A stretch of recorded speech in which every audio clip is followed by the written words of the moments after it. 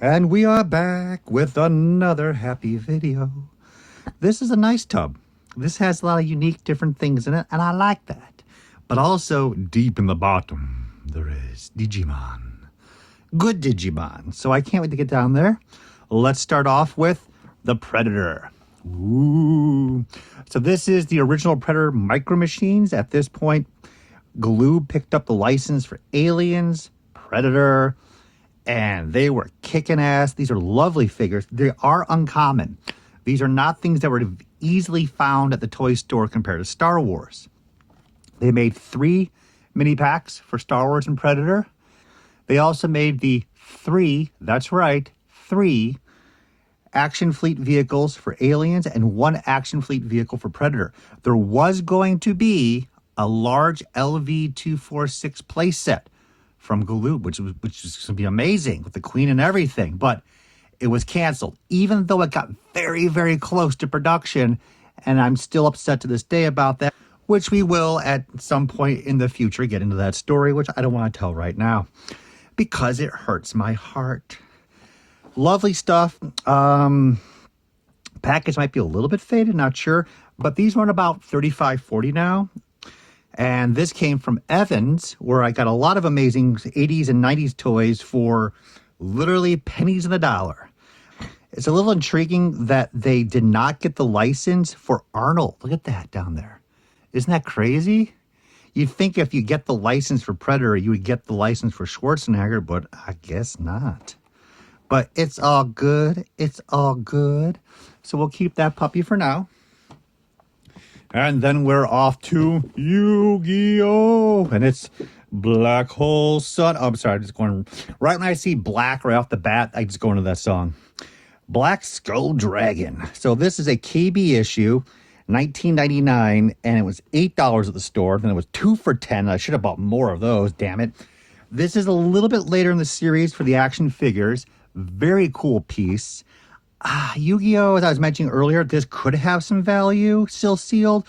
It's really hit or miss. The last series are really good money, especially if they have a trading card, but then the earliest stuff is literally pennies the dollar. So this might be like $35.40. I like the creature. Doesn't work anymore electronics-wise. I just don't think it's going to be part of the collection, though. I have to start letting stuff go in the last 4 tubs. I've been really kind of keeping too much. So I'm going to let this guy go no matter what the cost. And I think this was back in the day when... So originally the price was 2004. Oh, my God. This was 20, then it was 8, then it was 2 for 10. 2 for 10, for 10. So I think this might have been the part of the debacle where KB was claiming it was on discount, but actually was never at $19.99, which does sound a little high for this piece, even a Mattel toy. But that's neither here nor there. That's like a future talk. But yeah, we're going to let you go, you badass mother... Beep, beep, beep, beep, beep. I don't want to get rid of everything, but it's just such nice stuff. But that's the thing. Like, if it's nice, do you have to own it? Not really.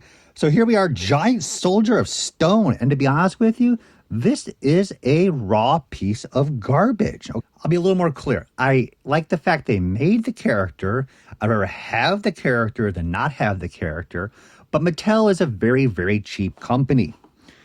So they probably sat back and said, wait, we have all these choices of characters from Yu-Gi-Oh! But we can make the Stone Soldier and he'll cost nothing to paint because he's stone. And we're going to save some money. And they chose probably on that basis to make this character. And that's why it looks like crap. I mean, this part's a little bit yellow, the plastic holding down the character's chest. But that's it. There's nothing else to it. It's just gray with a little bit of black speckling on it.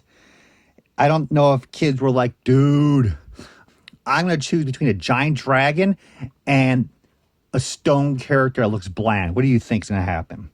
So, same thing, later series package, probably worth about $30. Let it go, because Yu-Gi-Oh! Is fun, it's nice, but it's not my calling, it's not from my childhood, and it's okay. You know, as I said, I can't keep the world. Swamp Thing. I let some amazing Swamp Thing toys go in the past, and I do regret about that. I did pick up the large unproduced play set, which I'm still very happy about, but I was given the opportunity to buy the transforming unproduced alligator action figure. I passed on it like 3 times, and then of course now we're in the future. They're all locked down. That's just what happens with these really rare prototypes and rare toys is they go into these collections that are locked down permanently. That's it. They're not going to be showing up anymore. And like 10, 12 years ago, that was the time frame these things were popping up, the 90s prototypes, and nobody was paying big bucks. But you thought it was big bucks then when somebody brought up a Mummies Alive test shot, and you're like, $200? I'm not going to pay that. And then now you're like, damn it. Anyways, I pull back. Kenner did a fantastic job with this. The TV series had a little bit of steam with it. People did enjoy it. It was a little odd, but, you know, it was the 90s. It's all good. Well, late 80s, early 90s. Lots of variety of figures. I thought adding the creature helmets to these characters really made them much more spectacular. Lots of different Swamp Things. They were unique. They were different color apps that made them special. I like the line. I like the package art. It's classic Kenner stuff. They went up in price finally. I mean, Graham Cracker, when I bought this for $3, they had like 20 of them. And nobody cared. I think these are about $25, $30 now. And they have become much more difficult to get. Like all those cases have disappeared from the market. So here's a keeper. Lovely piece, though. The more I look at them, the more like, hell yeah, that's pretty badass. It's just, yeah, I never got any as a kid, though. So like I don't have that attachment to it. But the more I stare at it, the more I fall in love with that happy, handsome face up there. And I know you guys are too. Fun for me. Well, that was very fun.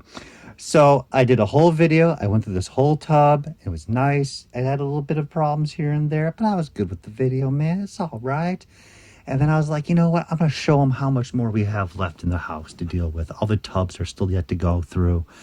And I hit the phone button to turn it off, and I realized I was not recording the entire time. So here we go again. For you guys, the first time. For me, it's Groundhog Day. So we're going to start off with Marvel Hall of Fame again. The Viper. Ooh, $3. So these, I believe, were sent to comic book stores, and Entertainment Earth held them, but they weren't shipped out to actual toy stores. They're just, to be honest with you, cheap repaints, because Toy Biz just loves their repaints. And again, I'm happy to get more characters. I'm happy with that all day long. I know you guys are. Marvel Legends half the time is just repaints.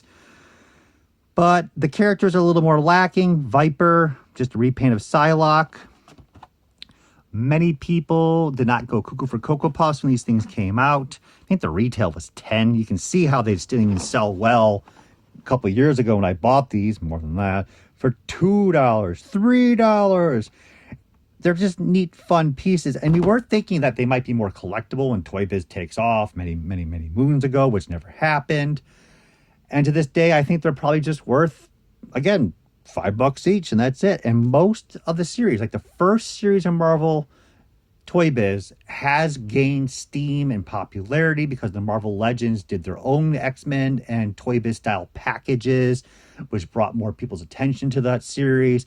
But the mid-90s, late 90s Toy Biz superhero stuff, especially the sidelines like Silver Surfer, even Iron Man, Spider-Man animated series is doing a little bit better. But my point being is the market's just not there. I don't know if it'll ever be there.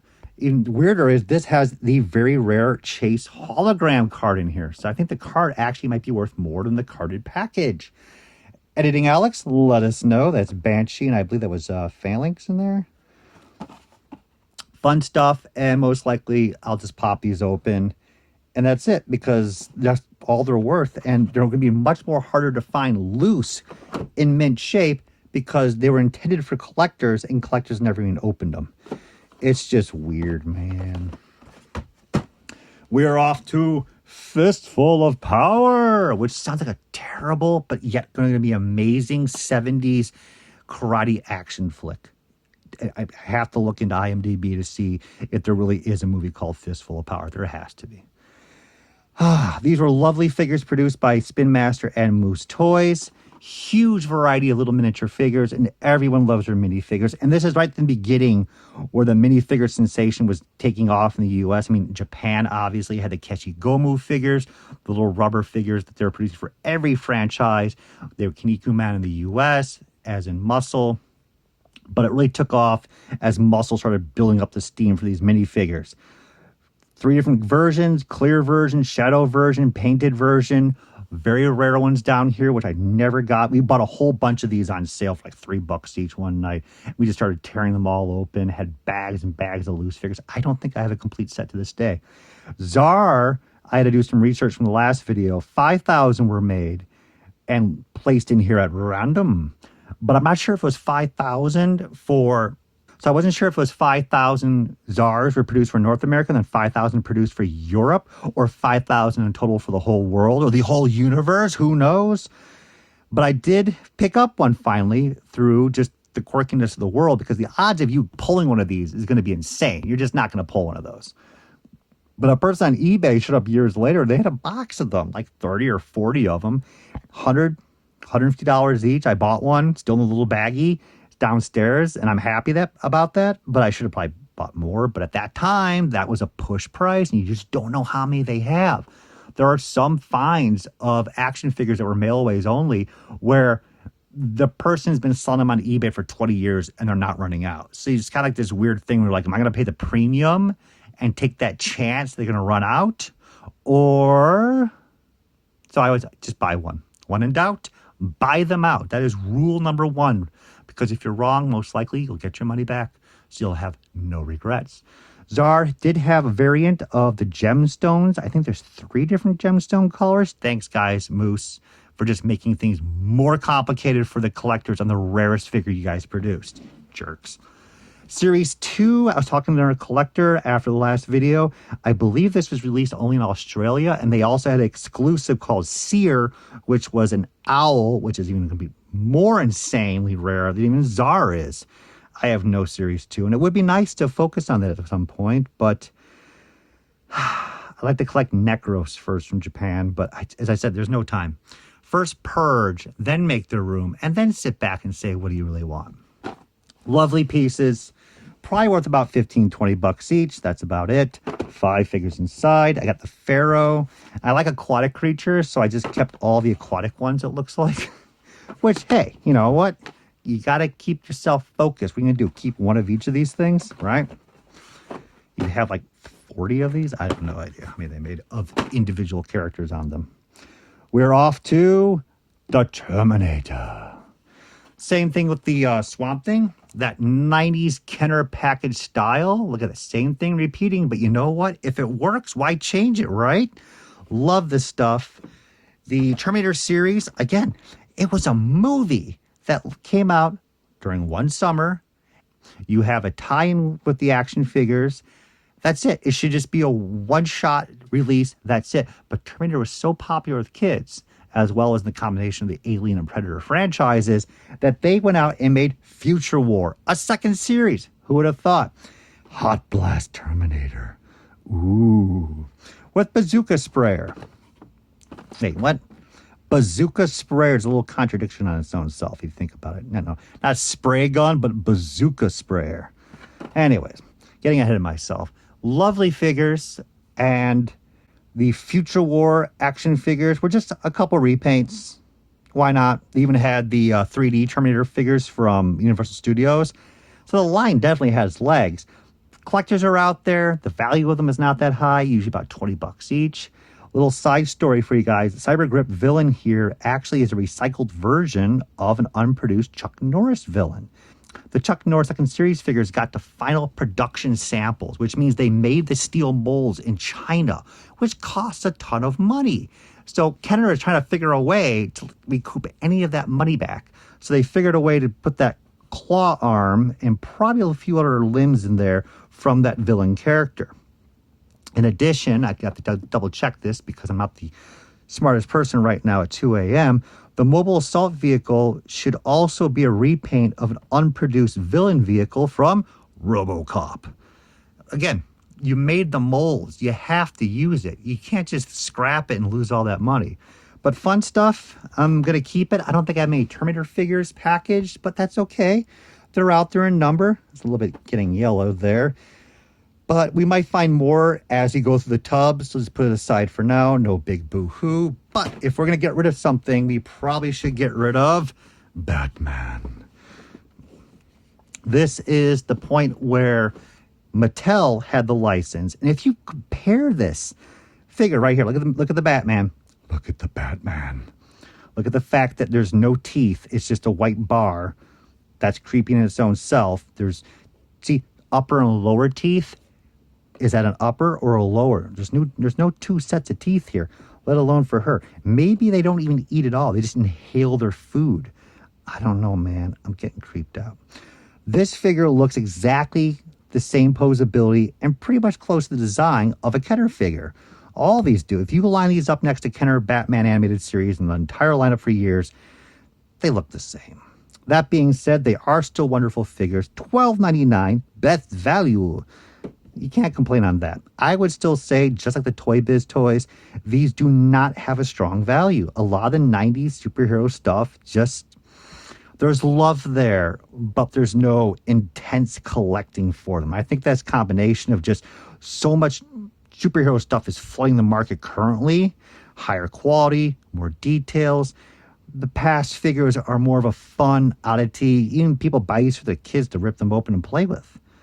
But at this point, this is probably worth about $30, maybe even less. It could be even worth $12. So I might just open it, have a loose set, because you're not going to get these guys mint complete with those lenticular cards. But it's got to go. It's got to go. No matter how nice these things are at times, it's got to go. Speaking of got to go, Digimon, digital hamsters, they are not the champions. Damn it, this one got yellowed. I just noticed it. Okay. I'm happy to see these. I knew I had a few of these, and there's more of these will be popping up.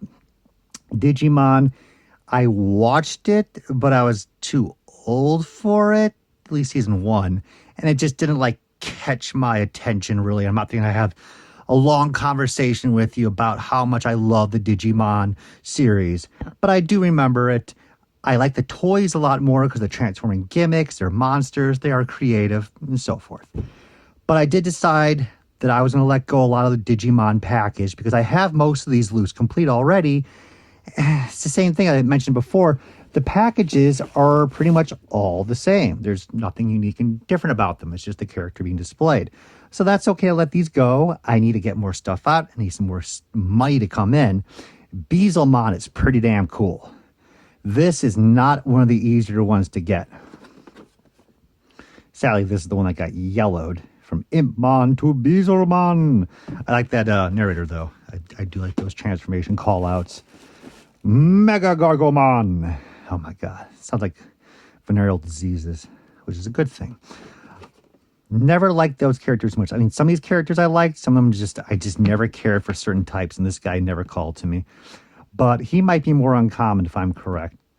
These can be ranging about 100 to 100 a quarter each. The market has been a little more wavy.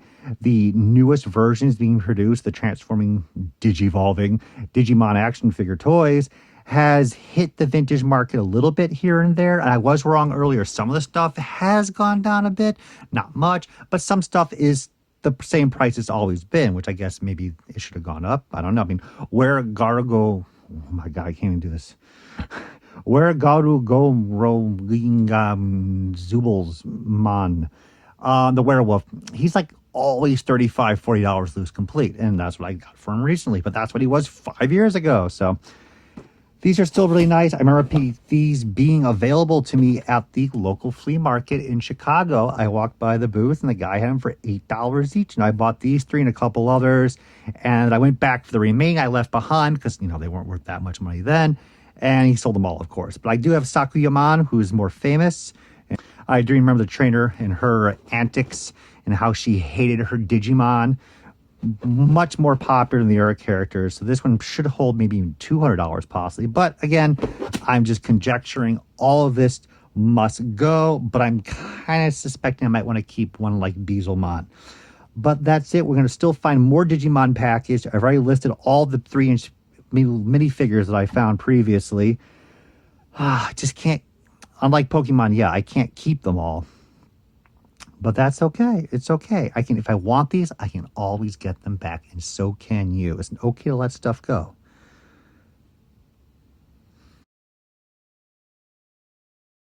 So we are coming along a little bit. The problem is sales have not been strong in this economy. So the window is a little more uncovered. We're only down to one tub against the back wall. And it's been a slow process because I can get more room to organize stuff if stuff sells. And that's the problem. It hasn't. Isn't that right, Disco Kid? Sales tubs and a little bit of collecting tubs. And there's the videos being worked on as current. But yeah, it's still a mess. It still needs to be worked on.